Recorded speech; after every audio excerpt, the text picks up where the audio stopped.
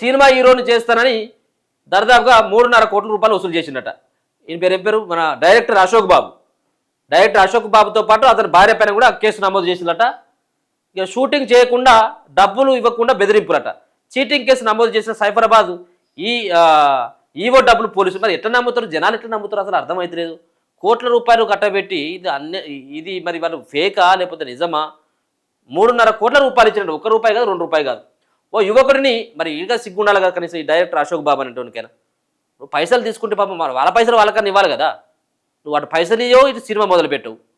సరే ఆ తండ్రి ఆశపడ్డాడో లేకపోతే నా కొడుకు హీరో అవుతాడు అనుకున్నాడో ఏందో తెలియదు కానీ సో ఇస్తే కథ నమ్మించి కొద్దుకోసిండు. పైసలు ఇవ్వట్లేదు, సినిమా లేదు. ఓ యువకుడిని సినిమా హీరోగా పరిచయం చేస్తారని అతని తండ్రి వద్ద 3.5 కోట్ల రూపాయలు వసూలు చేసి చీటింగ్ చేసిన డైరెక్టర్ గుడ్లూరి అశోక్ బాబు అతని భార్య విజయలక్ష్మిపై సైబరాబాదు ఈవో డబ్ల్యూ పోలీసులు కేసులు నమోదు చేసినట్టు. కుక్కడపల్లి భాగ్యనగర్ కాలనీకి చెందినటువంటి నాయుడు హనుమంతరావు బిజినెస్ చేస్తుంటాడట. హనుమంతరావుకు నయం అనే వ్యక్తి ద్వారా పిల్ల జమీందార్, భాగమతి, ఆకాశ రామన్న సినిమాలో డైరెక్టర్ అశోక్ బాబు అతని భార్య విజయలక్ష్మిని పరిచయం చేసినట. ఏం సినిమా? పిల్ల జమీందార్ అంటే ఎవరు చేసిన వీళ్ళు నాని కావచ్చు హీరో. భాగమతి అంటే నామే, ఆ పేరు ఏమో ఉంది కదా, అనుష్క.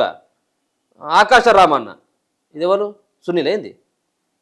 సో ఈ 3 సినిమాలను కూడా ఈయన డైరెక్టర్ చేసినట్టున్నది.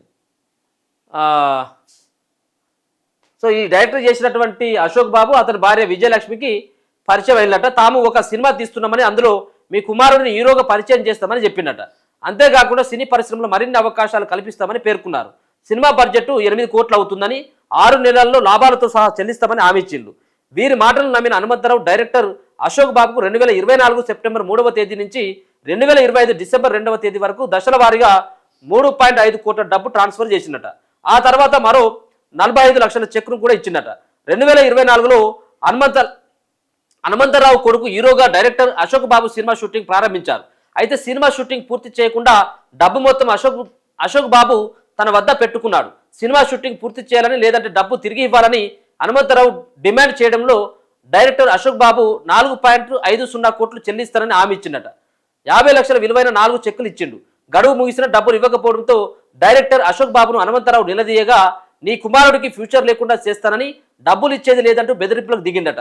సినిమా షూటింగ్ పూర్తి చేయకుండా తీసుకున్న డబ్బులు తిరిగి చెల్లించకుండా డైరెక్టర్ బెదిరింపులకు గురి చేయడంతో హనుమంతరావు 2025 మే 8వ తేదీన కుక్కడపల్లి పోలీసులకు ఫిర్యాదు చేసిందట. సో అట్లా జూన్ 10న సైబరాబాదు ఈవో డబ్ల్యూ పోలీసులు డైరెక్టర్ అశోక్ బాబు అతని భార్య విజయలక్ష్మిపై ఇప్పుడు ఏమవుతుంది, ఇప్పుడు సరే కేసు నమోదు చేసి అయిపోయింది. ఇప్పుడు ఏం చేస్తారు, పోయి తీసుకుపోయి లోపడేసిన అనుకో 4 రోజులు పోతే వస్తారు. మరి వాళ్ళ పైసల సంగతి ఏందో, ఎంత దుర్మార్గం. ఇప్పుడు డైరెక్టర్ అట 3-4 సినిమాలు తీసిండు, మంచి సినిమాలు తీసినట్టుది. మరి ఎట్లా మోసం చేయబోద్దు అవుతా ఉన్నది. ఈ 1-2 బయటకు వస్తానేమో కానీ ఇటువంటి చాలా ఉంటాయి సినీ ఇండస్ట్రీలో. నేను హీరో చేస్తామని చెప్పేసి, లేకపోతే నీకు సైడ్ క్యారెక్టర్ ఇస్తానని, నేను డాన్సర్గా అవకాశం ఇస్తానని, లేకపోయినట్టయితే నిన్ను హీరోయిన్ చేస్తానని, ఇట్లా ఇటువంటి వాళ్ళ చేతిలో వీళ్ళ చేతిలో బందీలైపోయి ఒక పక్కన ఆర్థికంగా ఇంకొక పక్కన శారీరకంగా కూడా మోసపోయినటువంటి వాళ్ళు చాలామందిని చూస్తాం సినిమా ఇండస్ట్రీలో. నేను అందరిని అనట్లేదు, కొంతమంది దుర్మార్గులు ఉంటారు, ఇట్లా మోసం పైసలు తీసుకొని మోసం చేసేటువంటి వాళ్ళు ఉంటారు. కొంతమంది ఏమో అమ్మాయిలని వాళ్ళు శారీరకంగా వాళ్ళు వాడుకొని వదిలేసేటువంటి వాళ్ళు కూడా ఉంటారు. నేను అందరూ అనట్లేదు, కొంతమంది ఉంటారు ఇట్లా. ఎందుకంటే మనం బయటకు వచ్చినటువంటి సన్నివేశాలు చాలా చూసినాం కదా. కాబట్టి మనం 1-2 సార్లు ఆలోచించాలి. పైసలు ఇచ్చేటప్పుడైనా ఎవరు నమ్మాలా, లేకపోతే ఇంకా వేరే రకంగా మనం సినిమా అవకాశాల కోసం పోతా ఉంటే ఎక్కడికి వెళ్ళాలా అన్నటువంటిది 1-2 సార్లు చెక్ చేసుకుని వెళ్తే బెటర్.